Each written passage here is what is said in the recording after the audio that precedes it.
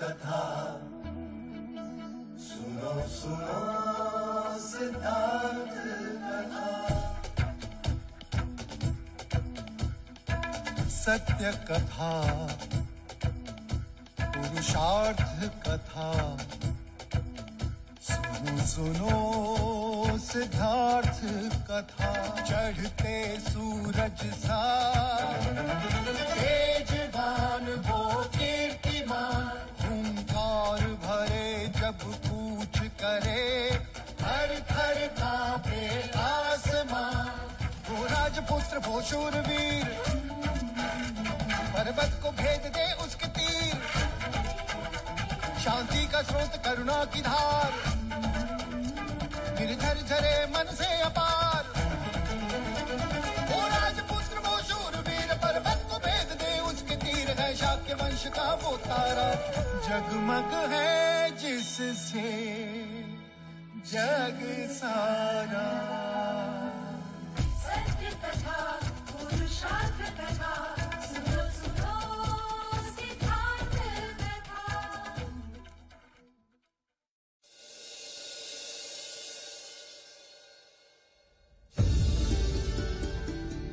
ये राजा द्रोणोदन, आपने हमारा देवदाह तो देख ही लिया। अब बताइए कि क्यों शाक्यों की राजधानी मानने से उसे विरोध किया जा रहा है। किस बात में कम है हमारा देवदाह आपकी कपिलवस्तु से? भाग्य में, भाग्य की कमी। अर्थात आप हमारे देवदत्त के भाग्य को ही ले लीजिए। आयु में सिद्धार्थ से बड़ा है, शिक्षित, शूरवीर है, परंतु भाग्य से युवराज का पद तो सिद्धार्थ को ही मिला। क्या मैं अंदर आ सकती हूँ? आओ यशोधरा, आओ। ये सारे पकवान मैंने स्वयं अपने हाथों से बनाए हैं मजले मामा। उत्तम। महाराज, आपने यशोधरा को क्षमा करके हमारे हृदय का भार हल्का कर दिया।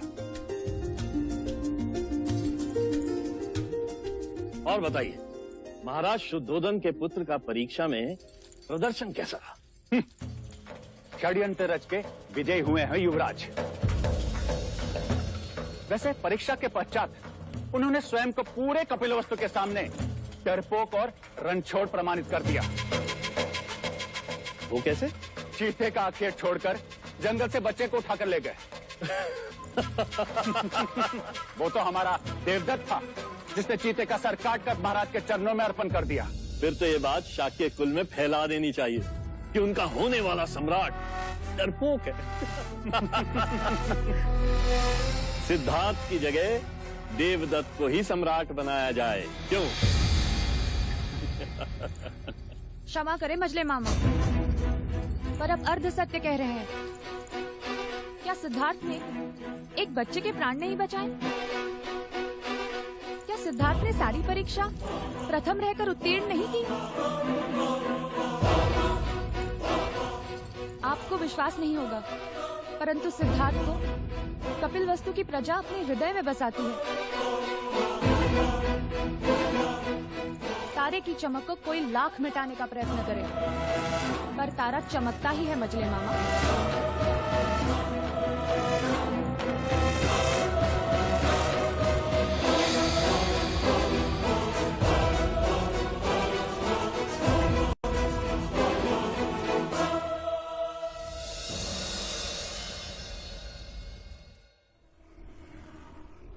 सिद्धार्थ, ये लो मेरी तलवार।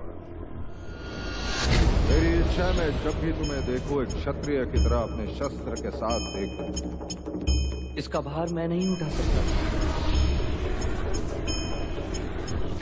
सिद्धार्थ की आचार्य कौंडिन्य के साथ घनिष्ठता बढ़ रही है। ये उन्हीं की संगत और शिक्षा का परिणाम है कि सिद्धार्थ ध्यान की तरफ आकर्षित हो रहे हैं।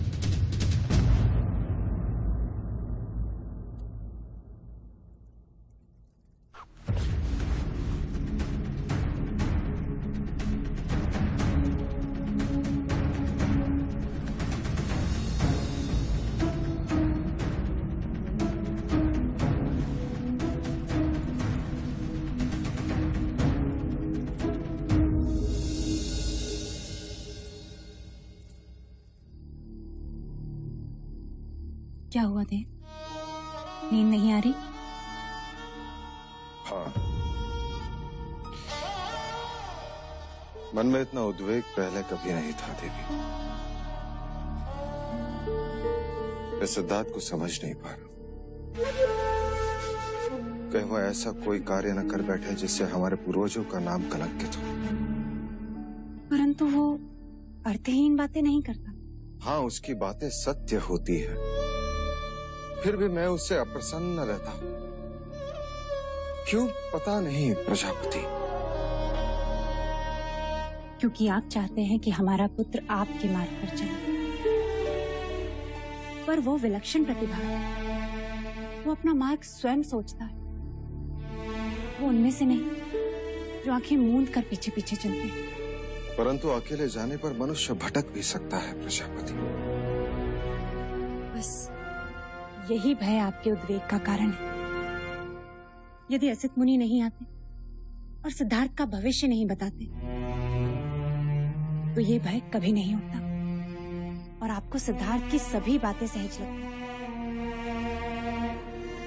सत्य कह रही हो तुम। उसकी बातें मैं सहज स्वीकार नहीं करता। क्योंकि आप उससे बहुत स्नेह करते हैं। वो कुछ अनुचित करता हूँ क्या? नहीं, पर मर्यादा से अधिक सावधानी भी कभी कभी संकट बढ़ा देती है।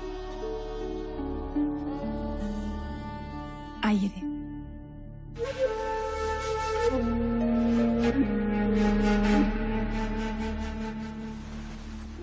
अब आप सो जाइए देव। देव, नींद से बड़ा मित्र नहीं और उद्वेग से बड़ा शत्रु नहीं। कुछ बातें ईश्वर पर भी छोड़ देनी चाहिए, वो सब ठीक करेगा। आइए।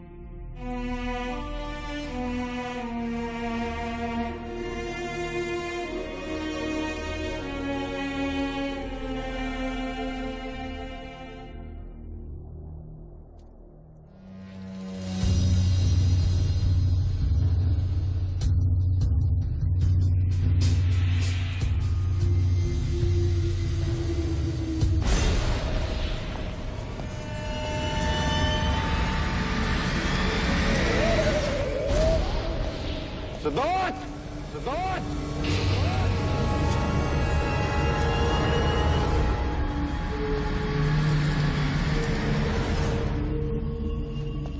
सिद्धार्थ! सिद्धार्थ! सिद्धार्थ! सिद्धार्थ! सिद्धार्थ!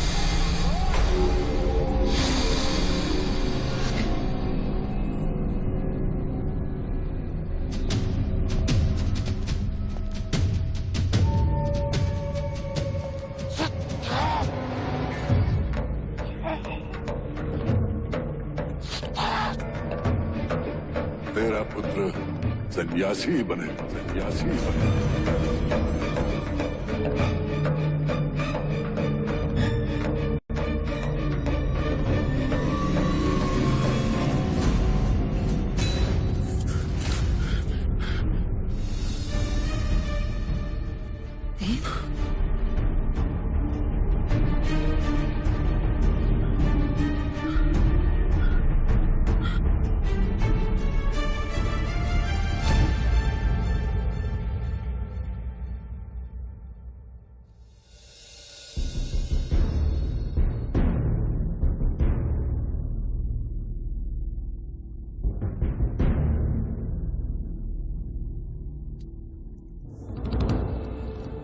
महाराज, आपका स्वप्न पहले प्रहर का है और ग्रंथ अनुसार पहले प्रहर का स्वप्न सच होता है। आप स्वप्न में सिद्धार्थ को ढूंढ रहे हैं, अर्थात आपके पथ से उसका पथ विपरीत है। दूजा, आपने सिद्धार्थ को समाधि में देखा, अर्थात वो शांति के पथ पर चलेगा। शरीर पर मिट्टी और पौधे, अर्थात उसने समाधि कई दिनों से लगाई होगी। उसने गेरुए रंग के कपड़े पहने हैं, अर्थात उसकी विचारधारा मुनि और योगी की भांति हो। आचार्य कौंडिन्य,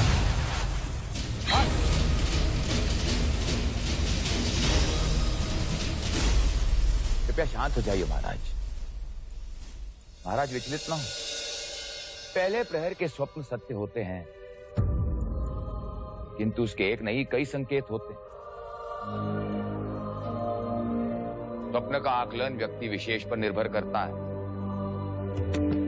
स्वप्न में आप उन्हें खोज रहे थे, इसका अर्थ यह है कि किसी बात पर वो आपसे कहीं आगे निकल जाएंगे। स्वप्न में आपने उन्हें समाधि में पाया, इसका अर्थ यह है कि युवराज का संकल्प दृढ़ है, जो वो ठानेंगे वो करके रहेंगे। आपने उन्हें मुनि की भांति देखा, अर्थात लोग जैसे एक मुनि को पूछते हैं, युवराज को भी वैसे ही पूछे। महाराज, हम सब जानते हैं कि युवराज की जन्म कुंडली में कई सिद्ध योग हैं। जिस राजा का संकल्प दृढ़ होता है वही चक्रवर्ती होता है।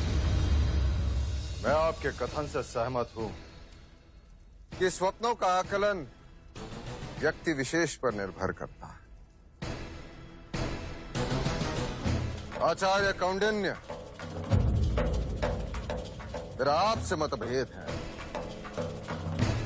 आपने सिद्धार्थ को वो ज्ञान दिया जो मैं उसे देना नहीं चाहता था। आपने सिद्धार्थ को अहिंसा, ध्यान और मृत्यु का ज्ञान दिया, वो उचित न था। कुलगुरु वाचस्पति ने सच कहा महाराज। आकलन व्यक्ति विशेष पर निर्भर करता है। जो बालक 8 वर्ष की आयु में सारे शास्त्र कंठस्थ कर लेता हो, उससे क्या छुपेगा। महाराज, वेदों और शास्त्रों में जगह जगह पर जीवन, मरण, मोक्ष, मुक्ति का उल्लेख है। केवल इन उल्लेखों और उपदेशों से कोई सन्यासी नहीं बन जाएगा। अब तक शमशान वैराग्य की भावना उनमें नहीं हुई, क्योंकि उन्होंने अब तक किसी भी मनुष्य की अथवा अपने स्वजन की मृत्यु नहीं देखी। उन्हें मनुष्य रोग की अनुभूति नहीं हुई है। और रही बात अहिंसा और ध्यान की, तो अहिंसा उनका स्वभाव है और ध्यान उनकी रुचि। महाराज, स्वभाव और रुचि मनुष्य अपने साथ लेकर जन्म लेता है, उसे सिखाया नहीं जाता। एक पक्षी की पीड़ा अथवा एक जीव की मृत्यु देखकर जो बालक विहाल हो जाता है, मनुष्य के दुख उसके लिए अमूल्य होंगे। आप, हम, यहां उपस्थित सब मोक्ष प्राप्त करना चाहते हैं। प्राप्त करने के कई मार्ग, भक्ति, वैराग्य, ज्ञान।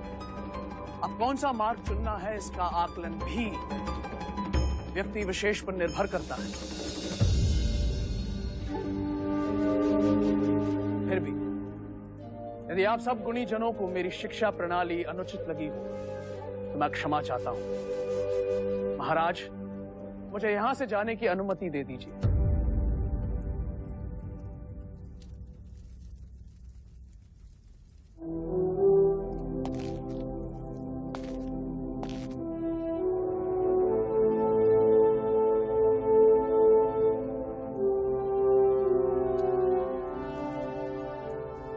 आचार्य कौंडिन्य, कृपा करके दक्षिणा स्वीकार कर।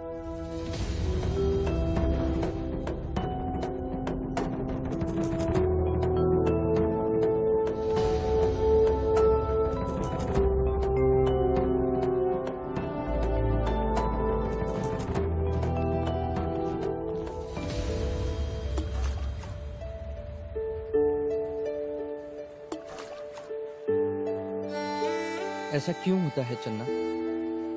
जब मनुष्य के जीवन में कोई साथ आता है तो उसे खुशी होती है, और जब छोड़कर चला जाता है तो ग्लानि।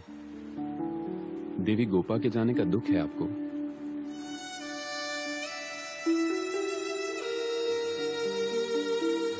हाँ, आई थी तो मन भर गया था। गई तो मानो कुछ खालीपन, जैसे आंख खुलते ही स्वप्न अदृश्य हो जाता है। अब मैं क्या कहूं युवराज, इस प्रश्न का उत्तर तो केवल आचार्य कौंडिन्य दे सकते हैं। मन के विषय में वो अधिक जानते हैं। हाँ, परंतु वो तो सवेरे से ही दरबार गए, न जाने कब लौटेंगे।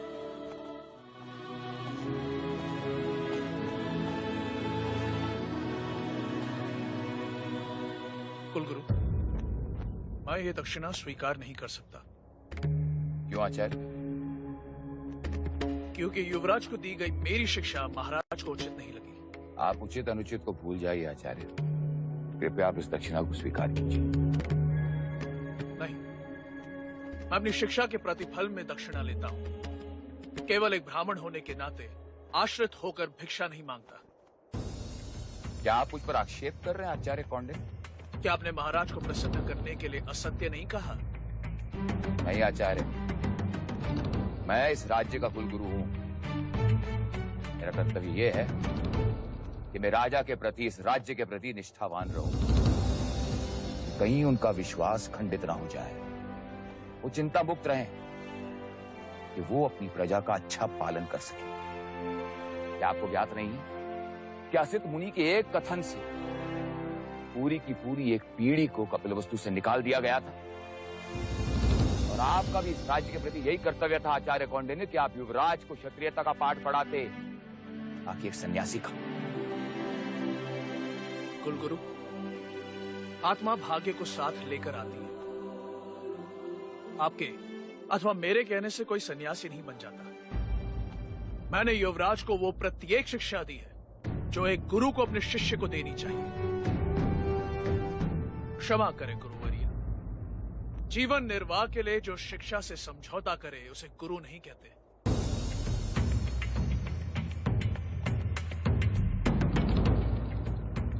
पर महर्षि वाल्मीकि और सांदीपनि की तरह मुझे भी इस बात का सदैव अभिमान रहेगा कि कुछ वर्ष मैंने आने वाले युग के युग पुरुष के सानिध्य में बिताए और वो मेरा शिष्य था।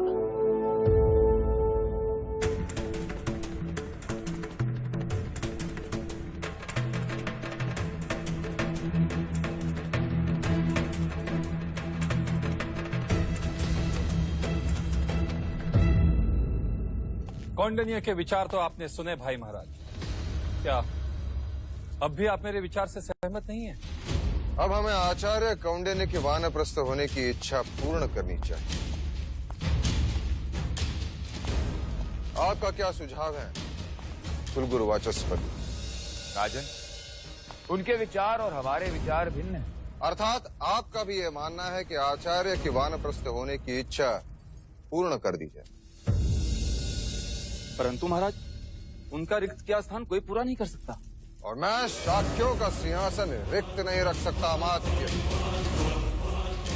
मैं सिद्धार्थ को सन्यासी बनते नहीं देख सकता। यदि युवराज के हित को देखा जाए राजन, तो कौंडिन्य की इच्छा को तुरंत पूर्ण करना चाहिए। युवराज वन में जाए या ना जाए, परंतु आचार्य कौंडिन्य को वन में जाना ही होगा। सिद्धार्थ! सच कहते थे आचार्य कौंडिन्य। कभी कभी आंखें खुली होते हुए भी मनुष्य बेध्यान हो जाता है। ऐसे कैसे? देखो, हम निकले थे महल जाने के लिए, परंतु पहुंच गए नगर द्वार। ना क्या हो गया आपको? अभी तो ठीक है भाई, लोगों से क्या हो गया? क्या हो जाने, कुछ बोलिए तो सही। अभी तो ठीक है, क्या हो गया इन्हें? बोल क्यों नहीं रहे? जागिए ना, कुछ बोलिए तो सही। पापा को क्या हो गया? ये नहीं रहे।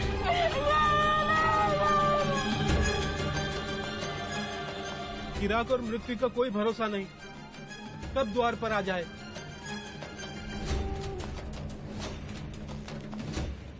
अरे वो देखिए, युवराज आ रही है। युवराज! अगर युवराज ने इनके मृत शरीर को देख लिया तो क्या होगा? हमारा तो नगर निकाला हो जाएगा। देखो, हम ऐसा बर्ताव करते हैं जैसे कि कुछ हुआ ही ना हो।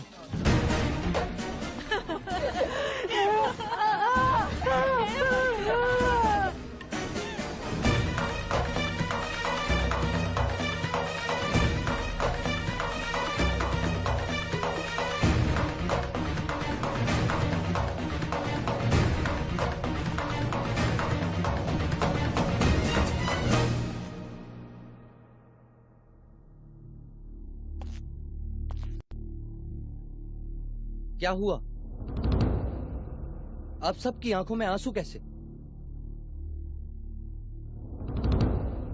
अब क्या बताएं युवराज, वो अभी अभी सूखी हवा की ऐसी आंधी आई कि सबकी आंखें गीली कर गई। आंधी? मैं और चन्ना भी यहीं थे, हमने तो कोई आंधी नहीं देखी।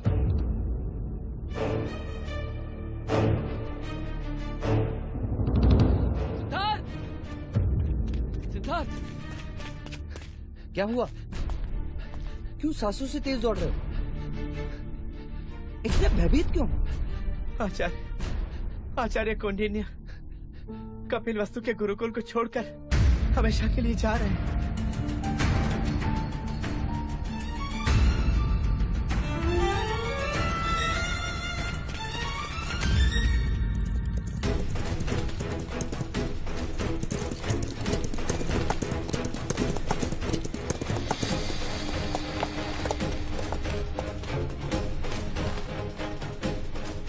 क्या ये सत्य है गुरुदेव कि आप हमें छोड़कर जा रहे हैं, वानप्रस्थ हो रहे हैं? वानप्रस्थ तो मैं 8 वर्ष पहले ही होना चाहता था सिद्धार्थ, और तुम्हारे कारण रुक गया।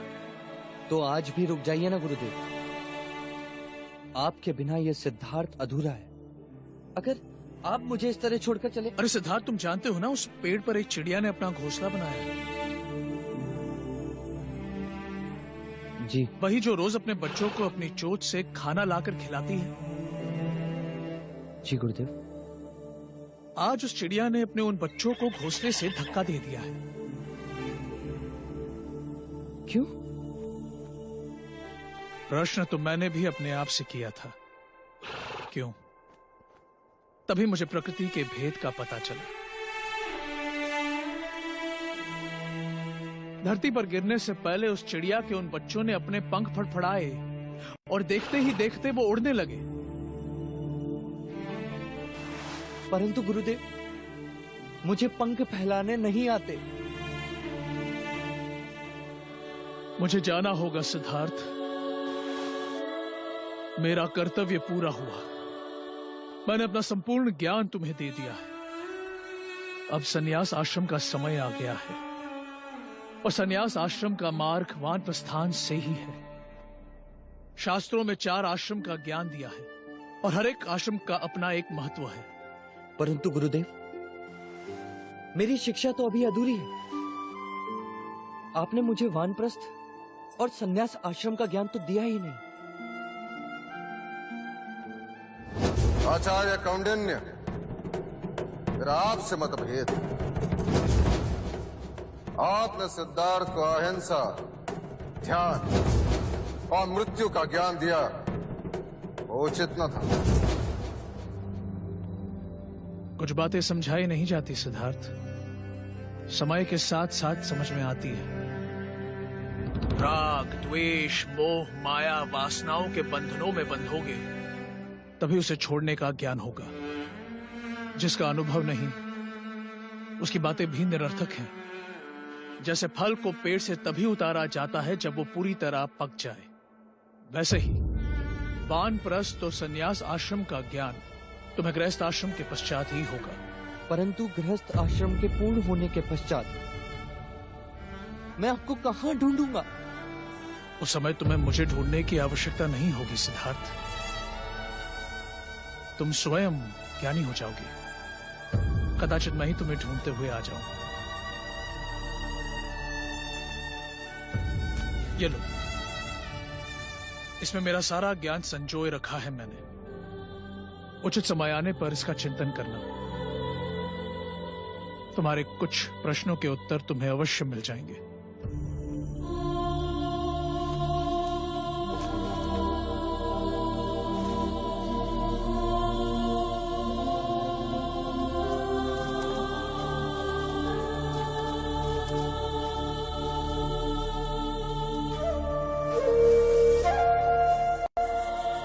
गुरुदेव, रुक जाइए गुरुदेव, आपके बिना मैं अकेला रह जाऊंगा। गुरुदेव रुक जाइए। आचार्य,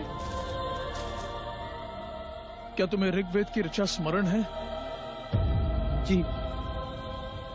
तो आंखें बंद करो और बोलो। तत् त्वम् असि, सः अहम् अस्मि, अहम् ब्रह्मास्मि।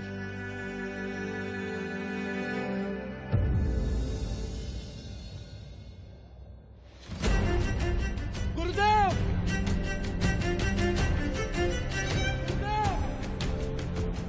जीवन किसी एक स्थान पर रुकता नहीं, जैसे नदी का पानी बहता रहता है। यदि वो एक स्थान पर रुक जाए तो दूषित हो जाता है। अपने मन को शांत करो, ध्यान में बैठकर अपने विचारों पर, अपनी भावनाओं पर संयम पाने का प्रयत्न करो। शांत मन मनुष्य के प्रत्येक समस्या का चिकित्सक होता है। तुम्हें अपने आप मुक्ति मिलेगी।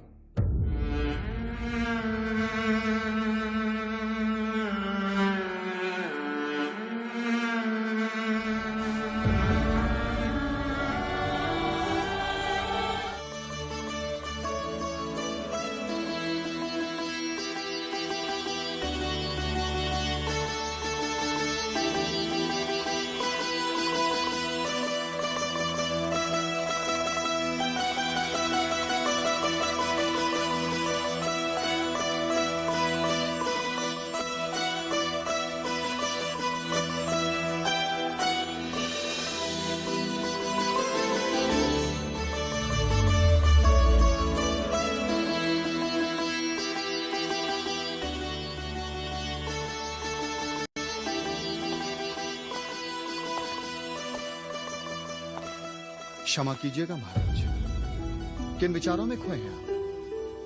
नृत्य में भी आपका ध्यान नहीं है।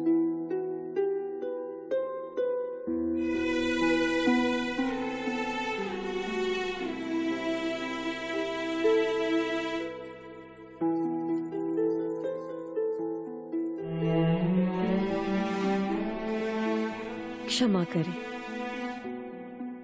हम आपका मनोरंजन नहीं कर पा रहे हैं। कोई त्रुटि हुई हमसे? नहीं मोहिनी, आज मन चिंताग्रस्त है। किस विषय में महाराज? असित मुनि की भविष्यवाणी तुम भली भांति जानते हो उदया, और युवराज की रुचि ध्यान की ओर बढ़ती जा रही। क्षमा करें, किंतु युवराज की सेवा करने का अवसर आपने हमें नहीं दिया। जब काम बाण चलता है ना महाराज,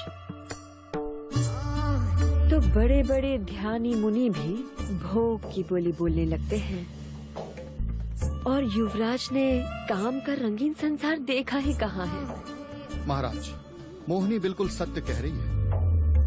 युवराज अभी तक कौंडिन्य के संपर्क में आए, इसलिए ध्यान की बातें करने लगे। और जब वो इन सुंदरियों और मोहिनी के साथ रहेंगे तो भोग विलास में रत हो जाएंगे। महाराज, काम सबको पिघलाता है। यूं तो जीवन में कई अग्नि है, और अग्नि सब कुछ नष्ट कर देती है, किंतु एक अग्नि है जो सृजन करती है, जिस अग्नि से आनंद प्राप्त होता है, जो मन के वैराग्य को जलाता है और मोह पाश में जकड़ लेता है। ठीक है मोहिनी, आज से युवराज का उत्तरदायित्व तुम्हारा। काम शास्त्र तुम उसे सिखाओ।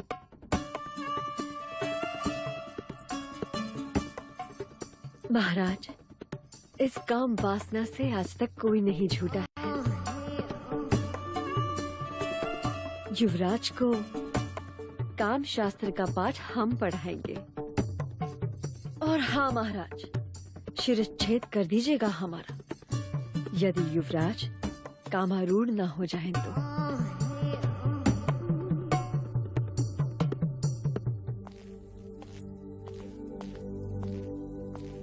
सिद्धार्थ,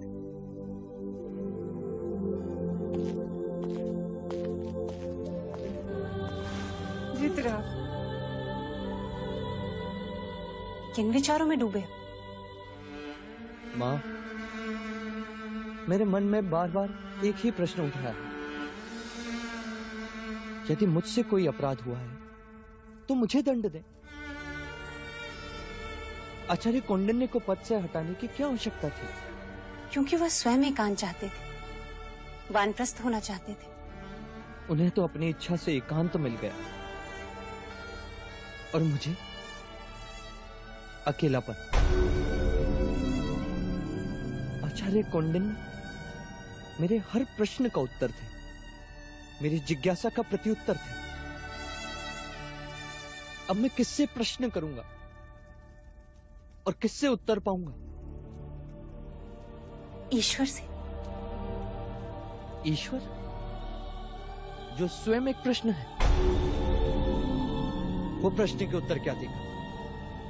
जो ईश्वर बोलता नहीं, जो ईश्वर देखता नहीं, वो ईश्वर जिसका कोई ठिकाना नहीं। नहीं सिद्धार्थ, बल्कि यूं कहो कि सारी सृष्टि उसका ठिकाना है।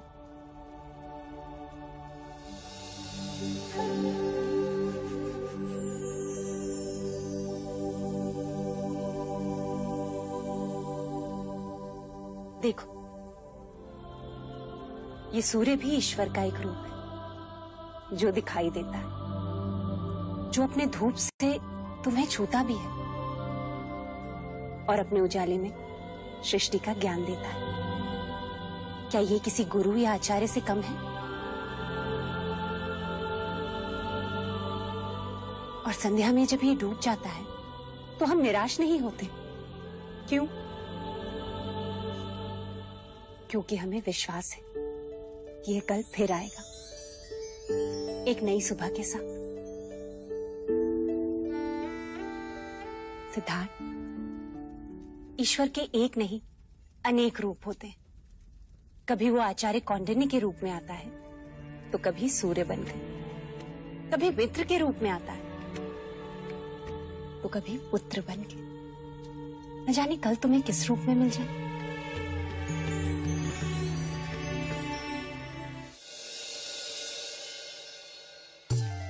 आइए महामंत्री जी, स्वागत है आपका।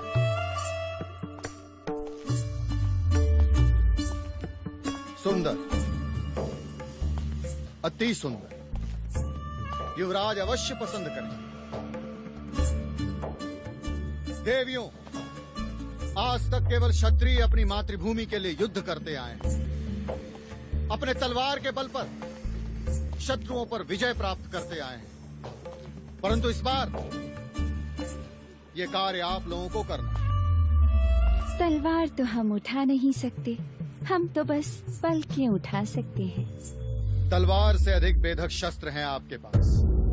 आपका सौंदर्य, आपका श्रृंगार, आपकी ये भाव भंगिमाएं, रति जैसी मादकता और उन सब से सर्वोपरि आपकी पुरुषों को समझने की क्षमता। युवराज स्वभाव से उदास है, करुणा से भरे हैं, दूसरों के दुख को अपना दुख समझते हैं। आपका ये कर्तव्य होगा कि आप सब उन्हें वैराग के विपरीत उंगली पकड़कर जीवन का आनंद प्राप्त करने की शिक्षा दें। उन्हें समझाएं कि संसार में जितना दुख है उससे कहीं अधिक सुख है। ये रंगीन रातें, ये मादक शरीर, ये सुर, सुरा, ये वो सुख हैं जिससे उनके मन में उठने वाली वैराग की भावना सदा के लिए समाप्त हो जाए। हम तो युवराज को देखने को बड़े आतुर हैं। और हम आपको उनसे मिलवाने को। जो गणिका उनके आसक्ति का कारण बनेगी वो सम्राज्ञी का सम्मान पाएगी। अति उत्तम। आप चिंतित ना हो महामंत्री जी। जीवन का ऐसा आनंद ना तो कभी उन्होंने सोचा होगा और ना ही कभी पाया होगा। उदासी उनकी दास होगी और आनंद उनका साथी। देखना, ये रतियां उनको कामदेव बना के ही छोड़ेंगे। हाँ, और हमारा आपसे वचन है महामंत्री जी, युवराज जल्द ही स्वयं को पुरुष समझने लगेंगे। उनसे उनका वैराग्य छीन लेंगे हम। दीदी, क्या हम युवराज से लड़ने जा रहे हैं? हाँ? लड़ने नहीं, हम उनसे प्रेम करने जा रहे हैं। हम युवराज को युवराज से महाराज बनाएंगे। कपिल वस्तु के लोग हमें बहुत बधाई देंगे। अर्थात युवराज यहाँ आएंगे? हाँ, युवराज यहाँ आएंगे। सच? सच।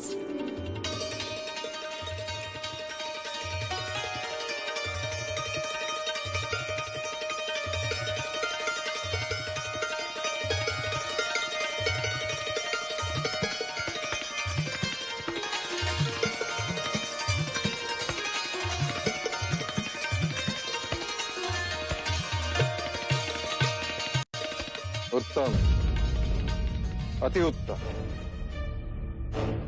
संगीत और श्रृंगार युवराज को वैराग्य से वापस ले आए। बस महाराज आप निश्चिंत हैं। युवराज सिद्धार्थ बहुत जल्द अपना वैराग्य खो देंगे। अनुज,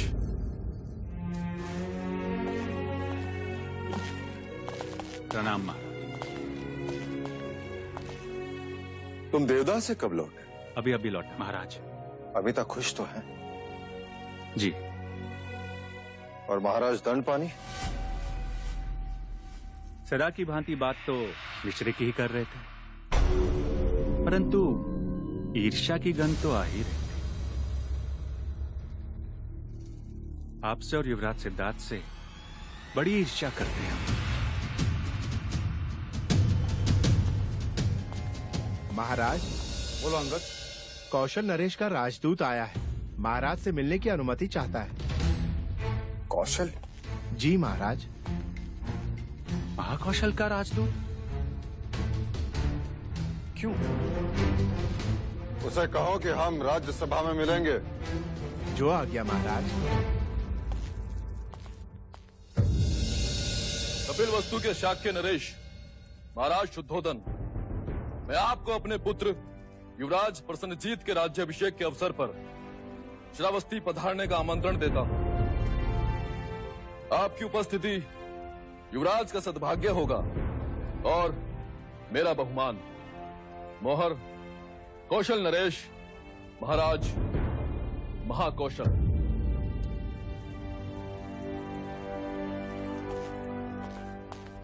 महामंत्री, कौशल राज को संदेशा भेजो कि उनके आमंत्रण के लिए हम आभारी।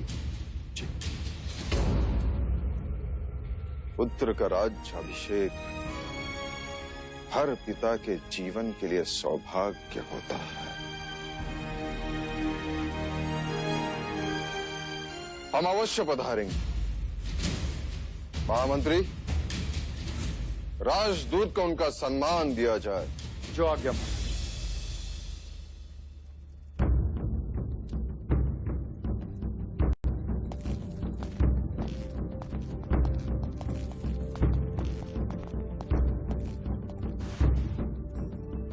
महाराज, क्या आपका कौशल राज जाना उचित होगा?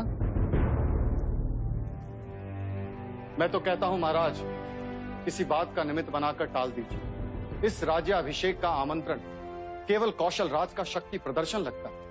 नहीं महाराज, आपको वहां अवश्य ही जाना चाहिए। और यदि आपकी अनुमति हो तो मैं भी साथ चलूंगा। मुझे भी कौशल नगरी देखनी और साथ ही युवराज प्रसन्नजीत को भी। हाँ हाँ, क्यों नहीं। वैसे भी आज नहीं तो कल हमारा सामना प्रसन्नजीत से होगा ही। नहीं, तुम नहीं जा सकते। किंतु क्यों नहीं जा सकता? यदि मैं तुम्हें ले जाऊं तो मैं सिद्धार्थ को कैसे मना कर पाऊं? तो आप सिद्धार्थ को भी साथ ले चलिए। नहीं देवदत्त, इस समय कपिल वस्तु के भावी सम्राट को वहां ले जाना खतरे से कम। क्यों हर बार सिद्धार्थ की वजह से मुझे सहन करना पड़ता है? क्यों आप उसे कोई भी कारण बता के मना नहीं कर सकते? देवदत्त, अपने विवेक की चौखट मत लांगो। इतनी भी समझ नहीं कि महाराज से प्रश्न नहीं करते। जा यहां से।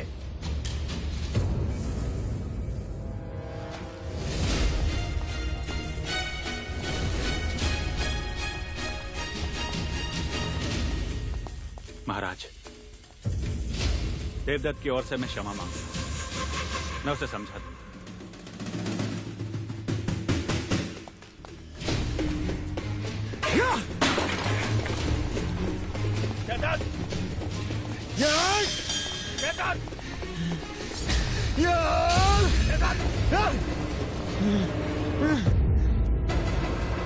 क्रोध में चीजों को नष्ट करने का स्वभाव तुम्हें तुम्हारी माँ से मिला है।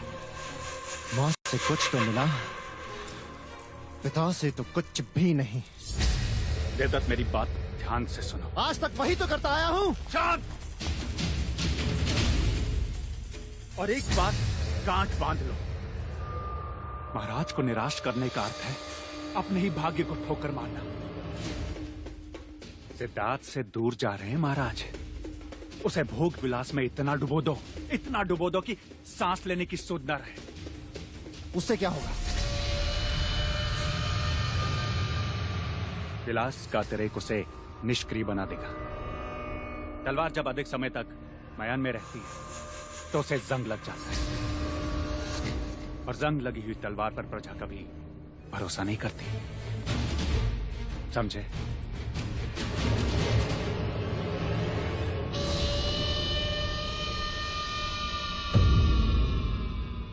सत्य कथा, पुरुषार्थ कथा, सुनो सुनो सिद्धार्थ कथा।